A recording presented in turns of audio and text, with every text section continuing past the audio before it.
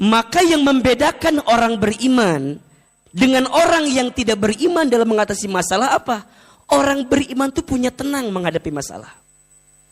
Bukan gak punya masalah. Catat ya. Orang beriman bukan tidak punya masalah. Bukan. Orang beriman dikasih masalah. Bahkan kata Nabi, makin tinggi imannya, makin besar masalahnya. Betul? Makin tinggi imannya, makin berat masalahnya. Tapi karena dia punya benteng iman, seberat apapun masalah jadi ringan. Karena dia punya iman kepada siapa? Allah. Beda orang yang imannya lemah. Kenapa Allah merahasiakan masa depan? Jawabannya, karena Allah menginginkan kita punya prasangka yang baik, berusaha yang baik, dan berdoa yang baik-baik. Oleh karena itu, belajarlah untuk selalu berprasangka baik kepada Allah. Karena Allah selalu tahu mana yang terbaik untuk hambanya. Status hari Rabu itu ya besok berarti. Jadi kalau bunda nanya, nah hanya masa depan itu dirahasiakan ku Allah sengaja. Biar kita berprasangka apa? Baik. Biar kita berusaha yang baik. Biar kita berdoa yang baik-baik. Betul? Maka bunda ketika melihat apapun, bahkan ketika melihat masalah pun, tataplah sebagai bentuk kebaikan Allah. Maka jangan ngeluh. Ada yang kedua, orang kecil sibuknya membesarkan masalah. Kecil sih, tapi jadi besar. Maka yang membedakan orang beriman dengan orang yang tidak beriman dalam mengatasi masalah apa? Orang beriman tuh punya tenang menghadapi masalah. Bukan gak punya masalah. Catat ya. Orang beriman bukan tidak punya masalah. Bukan. Orang beriman dikasih masalah. Bahkan kata Nabi, makin tinggi imannya, makin besar masalahnya. Betul? Makin tinggi imannya, makin berat masalahnya. Tapi karena dia punya benteng iman, seberat apapun masalah jadi ringan. Karena dia punya iman kepada siapa? Allah. Beda. Orang yang imannya lemah, masalah kecil jadi besar. Masalahnya dikit tapi jadi merasa banyak. Kenapa? Karena imannya yang lemah. Makanya mohon izin bunda sayang, kalau bunda dihimpit dengan persoalan, catat ini. Kalau bunda sedang dihimpit dengan persoalan, jangan sibuk mencari solusinya, tapi yang paling penting tingkatkan imannya kepada Allah agar bunda makin kuat menjalani masalah tersebut. Kan kita masuk riwahnya, ayah masalah teh, ngomongkan kadieu, ngomongkan kaditu, naon. Memang yang diomongin sama kita orang langsung paham, moal. Yang suka sama kita paling sabarnya. Sabarnya, kayak moal ayah, sabarnya. Yang gak suka sama kita,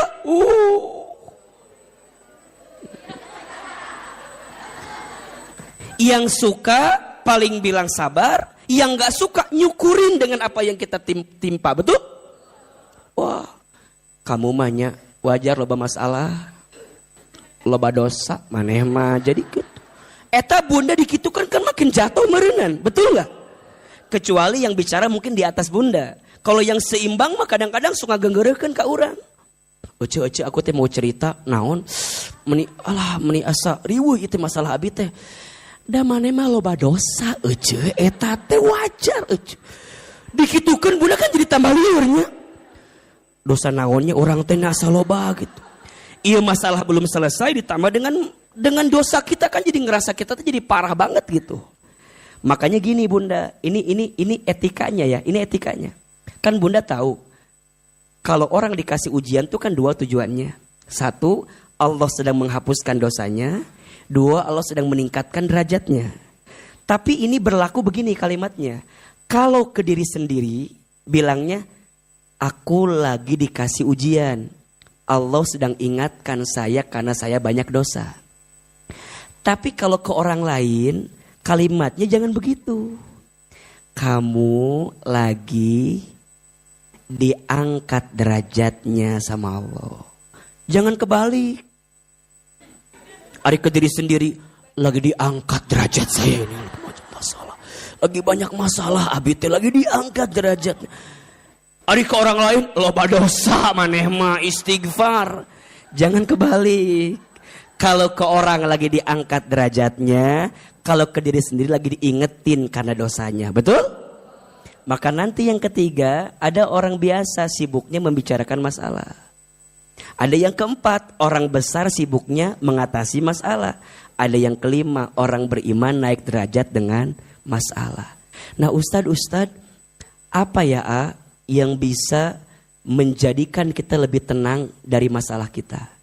Salah satu caranya Allah memerintahkan satu ibadah, yang ibadah ini ya Allah memerintahkan kita ibadah, yang ibadah ini adalah inti sari dari ibadah.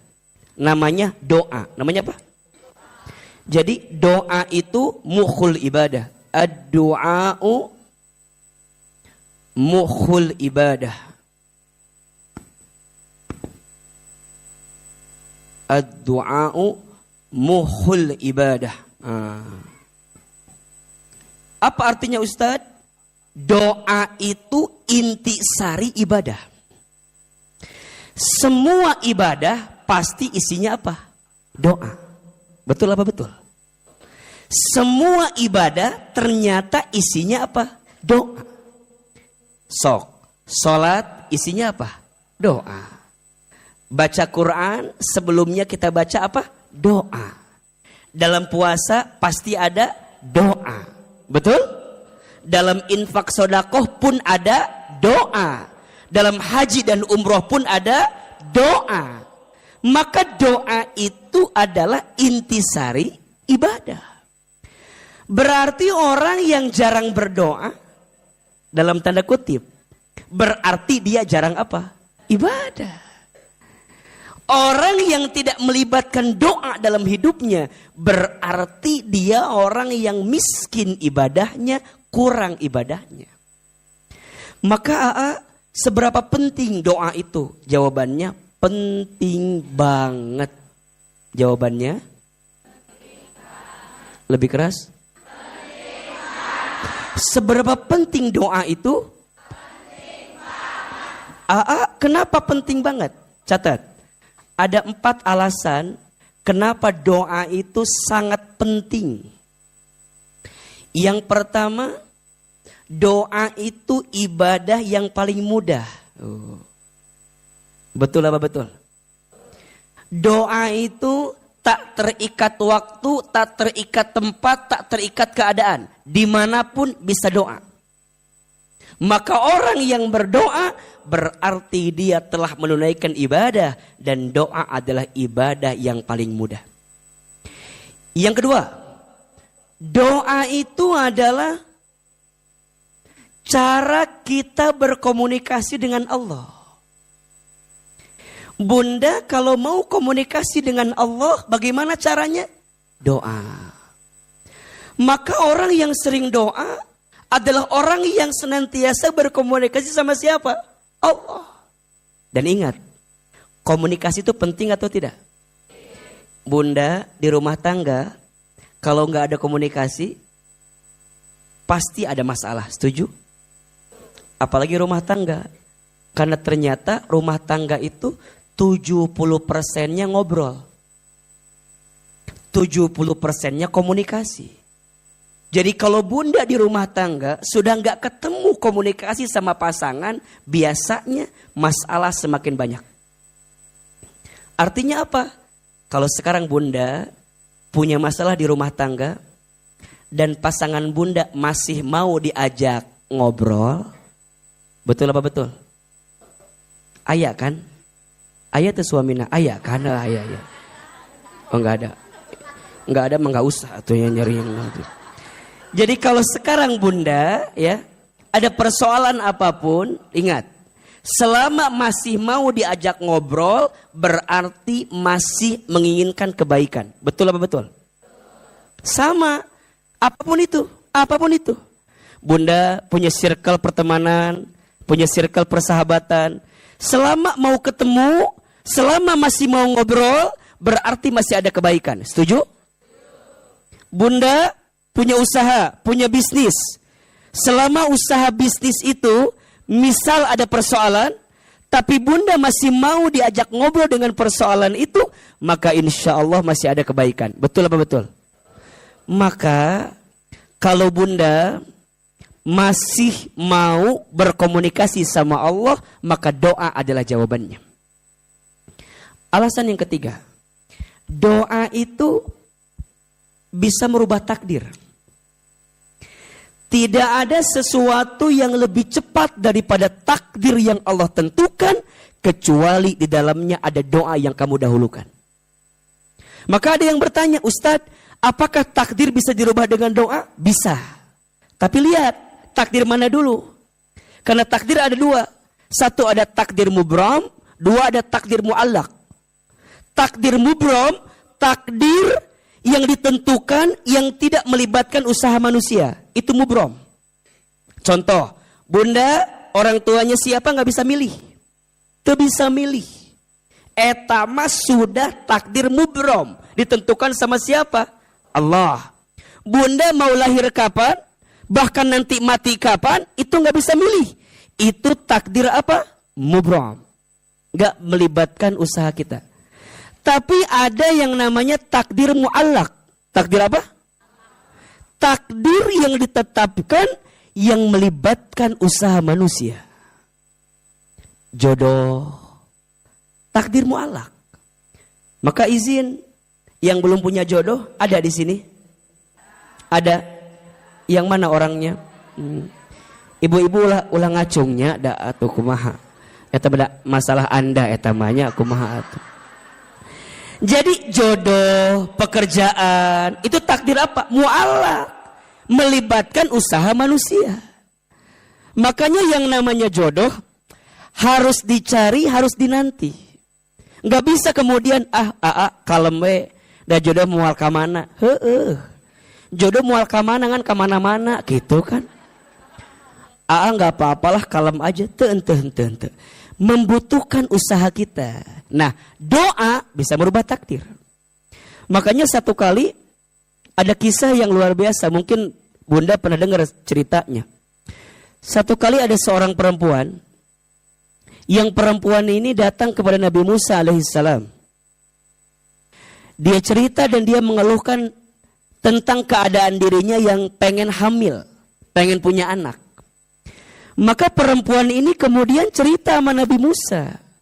Wahai Nabi Musa, tolong doakan saya. Kalau saya pengen punya apa? Anak. Kata Nabi Musa, sebentar. Sebelum saya doakan kamu punya anak, saya mau bilang dulu sama Allah. Saya mau ngintip takdirnya kamu tuh kira-kira punya anak apa enggak. Maka singkat cerita, Nabi Musa bertemu dengan Allah, kemudian bicara sama Allah dan melihat catatan takdir perempuan ini. Ternyata pas dilihat catatan takdir perempuan ini ternyata tidak akan punya anak. Maka saat Nabi Musa ketemu lagi sama perempuan ini, bilang sama perempuan ini, wahai fulanah, bersabarlah dirimu, gitu jawabannya. Maksudnya wahai Nabi Musa, bersabarlah dirimu dengan ketentuan yang Allah berikan kepada dirimu. Nabi Musa enggak bilang kamu enggak akan punya anak. Tapi kata Nabi Musa, bersabarlah kamu dengan ketentuan yang Allah pilihkan untuk dirimu. Masya Allah. Singkat cerita, beberapa tahun kemudian perempuan ini datang lagi. Datangnya enggak sendiri. Tapi datangnya bersama anak yang usianya udah 4 tahun atau 3 tahun. Dijingjing atau dituntun ya. Anaknya dituntun. Maka anaknya dituntun, kemudian nemuin Nabi Musa. Maka perempuan ini bilang, wahai Nabi Musa, terima kasih. Kata Nabi Musa, terima kasih kenapa? terima kasih dulu engkau telah mendoakanku agar aku punya anak. Dan alhamdulillah Nabi Musa, sekarang aku sudah punya anak. Nabi Musa kira-kira bingung atau tidak? Kenapa bingungnya? Karena dalam catatan takdir, perempuan ini gak akan punya anak. Kata Nabi Musa, siapa ini anaknya? Kata perempuan ini, ya inilah anak yang dulu aku minta untuk dihadirkan. Berkat doamu aku jadi punya anak. Kata Nabi Musa, jujur li ya. Jujur li. Ini jujur li itu ya. Sejujurnya. Jujur li itu. Itu anak-anak besti-besti gitu ya. Jujur li ya. Jujur li ya. Dulu tuh aku gak doain kamu akan punya anak. Perempuan ini kaget. Hah? Kok bisa? Iya, karena aku mengintip catatan takdirmu, kamu gak akan punya anak. Jadi, ini anak siapa? Jadi ini gimana bisa jadi punya anak? Kemudian Nabi Musa nanya, wahai fulana, apa yang kamu lakukan? Sehingga kamu bisa merubah catatan takdir yang Allah tentukan untukmu. Sehingga engkau yang awalnya tercatat tidak akan punya anak, tapi ternyata engkau jadi punya. Maka fulana itu menjawab, wahai Nabi Musa, setelah aku pulang darimu, engkau bilang kepadaku bersabar dengan ketentuan Allah. Aku memahami, aku jangan pernah berhenti berdoa. Setiap malam aku doa, setiap malam aku doa. Aku minta sama Allah agar Allah berikan kepadaku seorang anak. Dan ternyata doa-doa yang aku panjatkan itu mungkin yang menjadikan catatan takdirku berubah. Yang awalnya gak akan punya anak jadi punya. Nabi Musa gak sampai situ, penasaran. Maka Nabi Musa ngadu sama Allah. Duhai Allah, kenapa engkau, kalau bahasa kita ya, kenapa engkau kan bilangnya dia gak akan punya anak. Saya malu, kata Nabi Musa. Kan gitu kalau curhat gitu tuh. Nabi Musa tuh kan di antara nabi yang kalimullah ya, bisa bicara dengan Allah gitu. Aku malu. Padahal dia tuh gak akan punya anak, tapi kenapa jadi punya anak? Aku malu. Apa kata Allah? Wahai Musa, sungguh doanya di setiap malam yang merubah catatan takdir yang aku tetapkan, aku berikan kepadanya karena doa yang dia panjatkan setiap malam. Maka mohon maaf Bunda, sekarang apapun yang sudah terjadi dengan Bunda, rubah dengan apa? Doa. Makanya izin, mohon maaf, jangan nanggung kalau punya keinginan. Karena kita punya apa? Doa. Maka doa bisa merubah takdir. Tidak ada satu hal yang paling terdepan melebihi takdir kita kecuali apa? Doa. Satu, doa itu adalah ibadah yang paling mudah. Dua, doa itu adalah cara kita berkomunikasi sama Allah. Tiga, doa itu bisa merubah takdir. Dan yang keempat, doa itu senjata orang beriman. Ad-doa'u silahul mu'min. Doa itu senjata orang beriman. Makanya mohon maaf Bunda sayang, kalau kita mengedepankan kemampuan kita sebagai manusia, ada batasnya atau tidak? Ada. Makanya izin mohon maaf, kalau Bunda udah ngerasa kok hidup ini tuh beratnya luar biasa. Udah gak ada pundak untuk aku bersandar. Udah gak ada telinga yang bisa mendengarkan curhatanku. Bagaimana caranya? Maka doa adalah jawabannya. Betul? Bunda disakiti sama orang, sakit gak? Di mana sakitnya? Di dia kan sakitnya kan. Bunda kalau orang nyakitin kita, boleh gak kita balas? Boleh gak? Kumaha sih jawaban teh? Kalau orang nyakitin kita, boleh gak kita balas? Orang nyakitin kita, boleh kita balas? Jawabannya boleh. Boleh enggak? Asalkan balasannya harus sama dengan cara dia menyakiti kita. Dia nyakitin kita satu, kita balasnya satu. Boleh atau tidak? Yang tidak boleh, bunda membalas orang melebihi daripada apa yang dia berikan ke kita. Dan kecenderungan manusia kalau ngebalas sama atau lebih besar? Harga diri atau Ustadz, harga diri. Maka orang kecenderungan kalau disakiti pasti pengen ngebalas menyakiti. Dan balasannya pasti lebih besar. Maka mohon maaf, daripada membalas yang khawatir lebih besar daripada yang dia sakiti ke kita, lebih baik memaafkan. Tapi AA enak banget ya. Dia nyakitin saya. Dia mengobrak-abrik perasaan saya. Dia ngambil harga diri saya. Dia zolimin. Dia nyakitin. Dia ngomongin. Dia merenggut harga diri. Dia mengacaukan kehidupan. Enak banget itu orang Ustadz. Maka gimana caranya? Doain. Karena sebaik-baiknya yang balas siapa? Kalau bunda ngebalas, zolimin balik, berarti bunda tuh gak percaya Allah sebaik-baiknya yang membalas. Dan ingat, cara Allah membalas bukan nyakitin orang yang nyakitin kita. Tapi cara Allah membalas, Allah akan membahagiakan hatimu yang sedang tersakiti. Itu rumusnya. Jadi doanya bukan, ya Allah, hancurkan orang. Itu mah gak yakin sama Allah. Kan sok itu. Ya Allah, setega itu dia sama saya. Tolong ya Allah, kalau dia pakai mobil tabrakan, ya Allah. Bukan.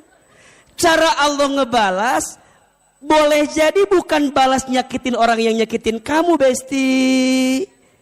Sayang. Jadi bukan, ya Allah, kapan orang itu hancur ya Allah? Aku udah hancur, aku udah sakit. Bukan. Cara Allah ngebalas bukan menghancurkan orang yang nyakitin kamu, tapi cara Allah membalas akan ngebahagiain hati kamu. Makanya nanti kalau kamu ditinggal sama orang sakit kan? Kok bisa tuh dia tuh tega banget ninggalin saya. Aku tuh lagi cinta-cintanya banget sama dia. Tapi dia tuh malah ninggalin kan sakit. Shhh. Orang itu mungkin pergi ninggalin kamu. Tapi nanti Allah kirimkan orang lain yang bisa membahagiakan kamu. Bunda izin dizolimi sama suami. Pernah enggak? Oh enggak, aman berarti. Bunda dizolimi sama suami. Ada yang begitu? Ada. Bunda jangan doa, ya Allah hancurin suami saya ya Allah. Jangan. Izin. Suami bunda misalnya. Suami bunda misalnya diambil sama perempuan lain. Bukan diambil. Tapi suami bunda dikasih hati yang lebih lapang. Sehingga bisa menyimpan perempuan lain di dalam hatinya. Ilmu nih. Ini ilmu. Bukan kode ya mah biar kita ngerti ilmu nak gitu. Kan bunda sok itu. Ustadz dia ngambil suami. Bukan ngambil. Suamimu dikasih hati yang lapang. Sehingga masih ada space bagi perempuan lain. Itu pun kalau dia mau. Ya kalau enggak mah orang nuriu atau coba. Jadi kita dikasih lapang. Nih bunda jangan bilang, Ustadz, suami saya ambil, tapi hancurkan hidupnya. Aku percaya rezeki setiap istri beda-beda. Dia jadi orang karena aku istrinya. Dia nikah sama yang lain belum tentu sama dengan aku rezekinya. Gak boleh gitu. Kan bunda punya asa hayang hancur we suami teh. Ulah, apalagi bunda udah punya anak dari suami bunda. Kalau dia hancur rezekinya kumaha budak bunda. Kumaha nafkahna. Ulah kitu ngadoakeunana. Ya Allah, jika dia harus pergi meninggal. Kieu, keur naon bunda teh ngerasa bahwa abi mah da aku mahanya rumah tangga mah asa riweuh rumit, apa harus berpisah? Jika berpisah menjadikan kita makin dekat ke Allah, mangga. Kan sok riweuh urang mah. Ngahiji liur, berpisah liur, hayang naon ari maneh teh atuh. Jadi kumaha tuh Ustaz? Coba lebih tenangkan hati. Jadi cara ngebalasnya bukan doain yang sakit juga. Ya Allah, cukuplah engkau ambil kebahagiaanku yang satu, tapi aku percaya engkau sedang nyiapin kebahagiaanku yang lainnya ya Allah. Tuh kan teriakan tersakitnya mah begitu, beda. Agak dari hati gitu biasa. Maka nanti bunda lihat, biasanya ya, bunda izin, mungkin bunda ngerasa sakit pada bagian satu, nanti Allah bagiain pada bab dua. Misalnya suami bunda mungkin ya nyakitin kita, bunda tuh dibahagiain sama anak-anak gitu. Terus nanti bunda tuh kemudian usaha bisnis bunda jadi maju. Jadi Allah tuh maha baik banget sama kita. Ustadz, tidak semudah itu Ustadz. Yang ada riweuh kabeh abi mah. Suami bermasalah, anak bermasalah, duit mana ya sakit. Karena ingat ya. Kita tidak akan bisa menemukan nikmat yang banyak karena kita terlalu fokus pada masalah yang kecil. Nah, masalah yang satu ini nutupin kebaikan-kebaikan Allah yang lainnya. Contoh, bunda, iya naon iya? HP naon? Sebutkan atuh iya teh. Iya teh iPhone. iPhone sabaraha? 14 Pro Max. Harga nate 25 juta lah. Ku disebutkan wae. Lain sombong ieu mah biar bunda teh merasakan. Tidak harus memiliki. Iya teh HP naon? iPhone. Coba. Naon sih? A bilang begini, kalau A bilang gini, bunda sayang, teteh sayang, mau nggak HP ini? A nggak mau. Riweuhnya kira. Iya mah jujur li aja ya ini mah. Ustadz ngasih, bunda mau nggak HP ini? Mau. Pasti mau kan? Dah wajah-wajah mau semua ini makan. Bunda teh jawab mau. Tapi cek akil, bunda boleh ya HP buat bunda. Tapi tukeran. Sama apa? Sama jempol. Nah teh minta jempol saya. Kenapa? Saya bilang, nya bunda ada Ahilman mah di rumah teh lagi koleksi jempol manusia gitu. Jadi ku Ahilman ini HP-nya dikasih ke bunda, tapi jempolnya Ahilman kasih. Kalau begitu syaratnya bunda mau atau tidak? iPhone loh. Pro Max 14 25 juta harganya. Bunda teh tapi jempolnya kera, mau atau tidak? Pertanyaannya, kenapa tadi sebelum ada syarat jempolnya buat AA, bunda mau? Tapi pas syaratnya jempolnya dikasih ke AA, tapi bunda nggak mau, kenapa? Itu bisa ngetik kan, liar kan. Tapi begini, bunda teh selama ini lupa mensyukuri nikmat jempol. Tapi bunda fokus sama apa yang belum bunda miliki. Betul nggak? Coba, lamun eueuh jempol kabayang. Kumaha ieu teh. Tapi bunda nggak pernah mikirin jempol ini hilang. Kenapa nggak pernah mikirin? Karena udah ada di bunda, betul nggak? Pas sekarang A bilang sini jempolnya, nggak mau. Malah bunda sibuk mikirin yang belum bunda punya. Betul apa betul? Dalam hidup sering begitu. Mikirin apa yang belum kita punya sampai bikin stres. Tapi bunda gak pernah bersyukur sama apa yang sudah bunda punya. Betul apa betul? Nu aya, lihat. Allah cabut nikmat sama yang ada karena bunda fokus sama yang tidak ada. Bunda fokus sama yang kecil sampai bunda melupakan nikmat besar yang Allah berikan kepada bunda. Betul apa betul? Iya apa iya? Oke, suami bunda misal pada bagian yang satu nyakitin bunda. Oke, aku itu. Terima itu. Aa, aku tuh gak terima. Nah, gak terima. Tarima. Dan gak terjadi. Bunda mau bilang gak bisa Aa. Terima. Sudah terjadi. Betul gak? Sama kayak begini sok lucu orang mah. Ngumpul sama teman-teman. Ainu hitut. Dan kadang-kadang mohon maaf, yang kentutnya nggak ada bunyi lebih bau, betul nggak? Non iya gitu kan set. Oke, ketika itu kentutnya keluar, baunya hadir dalam kehidupan kita kan gitu. Pertanyaan Ahilman begini, sok lucu, kenapa ada orang yang masih suka nyari sahanu hitut? Sahanu hitut. Pertanyaan saya, buat apa nyari orang siapa yang hitut? Memangnya kalau ketahuan siapa yang kentut, baunya hilang gitu? Kan enggak kan? Terus untuk apa kita teh? Menurut Aama ruginya dua. Satu, rugi capek-capek nyari orang siapa yang kentut. Yang kedua jadi fitnah kabatur. Mana hitutnya?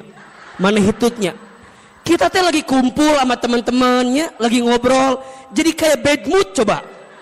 Dituduh hitut nyeri hati kan.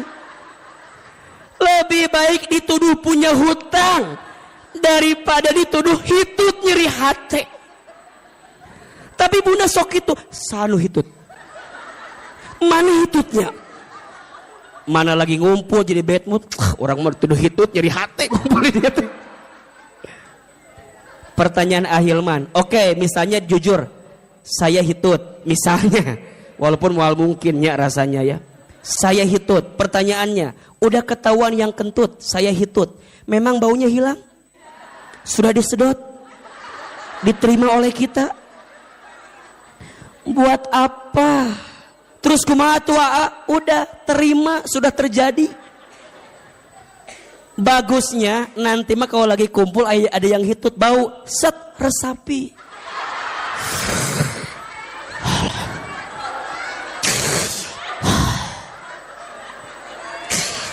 Nikmat ya Allah.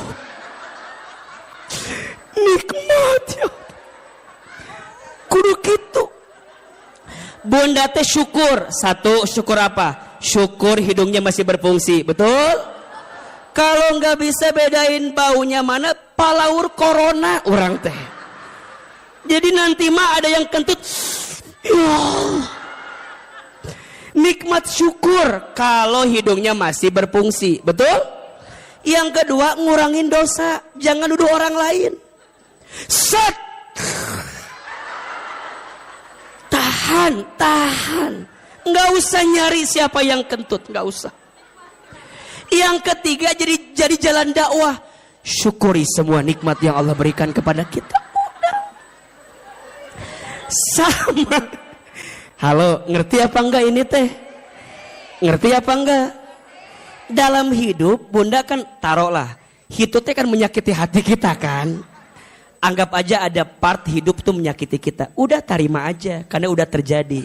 Sisanya jangan fokus sama yang nyakitin, fokus sama yang ngebahagiainnya. Tapi tidak ada yang membahagiakan yang lain. Ada. Cara pandangmu tidak bisa melihat yang membahagiakan karena cara pandangmu fokus sama yang menyakitimu. Makanya ulah didinya masalah satu meni dibawa kemana-mana. Kan sok itu ibu-ibu mah. Masalah jeung suami 7 tahun lalu diangkat dia ayeuna. Bapak mah gak pernah berubah. dari 17 tahun yang lalu. Cek bapak nanti, nu mana orang pohodoi, nu mana masalah. Coba, kenapa? Karena perempuan mudah merekam sesuatu yang tidak baik dalam hidupnya. Coba rekamnya yang enak-enak aja. Ustadz, aku tuh tidak bahagia karena dulu aku tidak bahagia. Dipikir-pikir, nah atau dipikir-pikir, why? Kan udah gak bahagia dulu teh. Kenapa masih menghadirkan yang tidak bahagia untuk hadir sekarang? Bunda jadi gak ngelihat yang bahagia karena ketutup sama yang tidak bahagia. Betul apa betul? Maka doa senjatanya orang beriman. Ngadoa ke Allah. Kalau udah gak ada telinga, orang bisa dengerin kita. Kalau udah gak ada pundak, kita bisa sandar sama dia. Udah, doa. 4 alasan kenapa doa sangat penting. 1, doa itu apa? Ibadah yang paling mudah. 2, doa itu apa? Cara kita berkomunikasi sama Allah. 3, doa itu apa? Bisa merubah takdir. Yang 4, doa itu apa? Senjata orang beriman. Pertanyaannya, Bunda sering berdoa atau enggak? Sering aja, sering banget. Dari doa yang Bunda panjatkan lebih banyak yang dikabul. Kenapa yang ditolak? Yang udah dibahas hari itu mah tuh.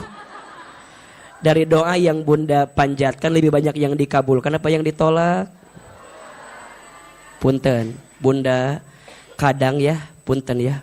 Kadang kalau kita bandingkan antara doa yang belum Allah kabulkan, rasa-rasanya lebih banyak yang Allah kasih segala sesuatu yang tanpa kita minta sama Allah. Betul nggak? Kalau Bunda bandingkan antara yang Bunda doakan dengan yang tanpa Bunda doakan, tapi Allah kasih ke kita, lebih banyak yang mana? Lebih banyak yang Allah kasih tanpa kita doakan. Betul apa betul? Berarti pertanyaannya sekarang begini. Mana yang lebih penting? Mana yang lebih penting? Dikabulkan doanya atau diberi kesempatan berdoa? Ulangi. Mana yang lebih penting? Dikabulkan doanya atau dikasih kesempatan berdoa? Pertanyaannya, Bunda suka gak doa sama Allah agar dikasih kesempatan berdoa? Bunda lebih banyak minta sama apa yang Bunda pengen. Daripada Bunda minta sama Allah, ya Allah berikan kesempatan aku untuk selalu berdoa kepadamu. Padahal dikasih kesempatan berdoa itu penting atau tidak? Makanya kata Umar bin Khattab radhiyallahu an, bagus sekali pernyataannya. Aku tidak gelisah dan tidak takut dengan doa yang Allah belum kabulkan. Aku lebih takut, kata Umar, ketika Allah tidak memberikan kesempatan kepadaku untuk berdoa lagi. Jadi dikasih kesempatan berdoa itu nikmat. Tapi jarang kita minta sama Allah agar dikasih kesempatan untuk apa? Berdoa. Betul apa betul? Iya apa iya? Padahal ingat, doa itu perintah dari siapa? Allah. Jadi yang nyuruh berdoa siapa? Allah. Saat Bunda berdoa dikabulkan tidak? Selama Bunda berdoa dapat pahala atau tidak? Karena yang minta doa siapa? Allah. Sok dibuka. Surat Ghafir atau surat Al-Mu'min. Surat ke-40 kalau tidak salah. Ayat 60. Surat apa? Ghafir atau dalam surat lain disebut Al-Mu'min. Surat ke-40 ayat 60. Dalam mushaf lain namanya Ghafir, dalam mushaf lain namanya Al-Mu'min. Dua-duanya sama. Surat Ghafir ayat ke-60. Perhatikan bahwa doa itu perintah dari siapa? Allah. A'udzubillahi minasyaitonirrajim. Bismillahirrahmanirrahim. Wa qala rabbukum. Dan Allah berfirman kepada kamu sekalian. Apa perintahnya? Ud'uni astajib lakum. Berdoalah kepadaku, astajib lakum. Aku perkenankan bagimu. Jadi yang minta doa itu siapa? Allah. Yang nyuruh berdoa siapa? Allah. Yang pengen kita terus berdoa siapa? Allah. Agak panas ya. Kenapa? Dari tadi. Kunaon ya teh? Karena jamaahnya banyak ya. Masya Allah. Walau banyak-banyak teh jamaah teh atunya bete harurin ya teh berenang gitu. Masya Allah. Terima kasih ya Bunda ya. Mudah-mudahan AC Asofia tambah dingin lagi nanti ya. Doakeunnya PK-na sing ini sing nambah. Infaknya kudu banyak berarti ini mah biar tambah infaknya. Insyaallah. Insyaallah terima kasih ya Masya Allah. Sieun ahilman yang belum mandi ini teh atau apa. Jadi saya teh ada apa orang ucan mani itu asa panas kieu. Bunda juga panas kan? Panas. Ya ini masih enak lah ya. Kabayang di neraka gimana enggak? Udah pernah magang di sana belum? Belum kan? Janganlah ya. Lanjut. Ud'uni astajib lakum. Berdoalah kepadaku maka aku perkenankan. Jadi yang minta berdoa itu siapa? Allah. Berarti sekarang kalau hambanya berdoa Allah senang tidak? Kalau kita doa Allah senang tidak? Senang. Nah pertanyaannya doa teh naon artina? Doa itu artinya memohon dan meminta. Apa? Memohon dan meminta. Memohon berarti kita berharap sama Allah. Kenapa kita berharap sama Allah? Karena kita nggak mampu mendapatkan apa yang kita mau dengan kemampuan kita. Maka dalam doa kudu memohon. Nggak bisa. Ya Allah. Nggak bisa. Tiba-tiba ya Allah, haji itu bisa, nggak bisa begitu. Nggak bisa. Siap, ulangi lagi ya, sekali lagi ya, siap-siap ya. Jadi dalam doa nggak bisa, ya Allah, nggak bisa. Dalam doa nggak bisa, ya Allah, Engkau kan maha tahu dong. Ya udah tahu kan, ya udahlah gitu, nggak bisa. Memohon berarti ada unsur menghinakan diri di hadapan Allah. Ya Allah, hamba nggak mampu. Hamba gak bisa, hamba lemah, gitu loh. Hamba tak berdaya, hamba tak punya daya upaya. Itu memohon. Memohon artinya kita melemahkan diri kita kalau kita gak punya kemampuan. Yang kedua, meminta. Menyebutkan apa yang menjadi hajat permintaan kita. Doa itu memohon dan meminta, bukan memaksa. Catat, status hari Kamis malam Jumat. Doa itu memohon dan meminta, bukan memaksa.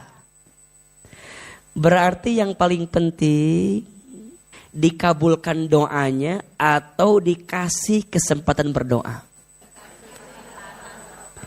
Tapi kalau dikabulkan doanya, mau atau enggak? Jadi berubah kia ya teh. Dikabulkan doa dengan dikasih kesempatan berdoa. Mana yang paling penting?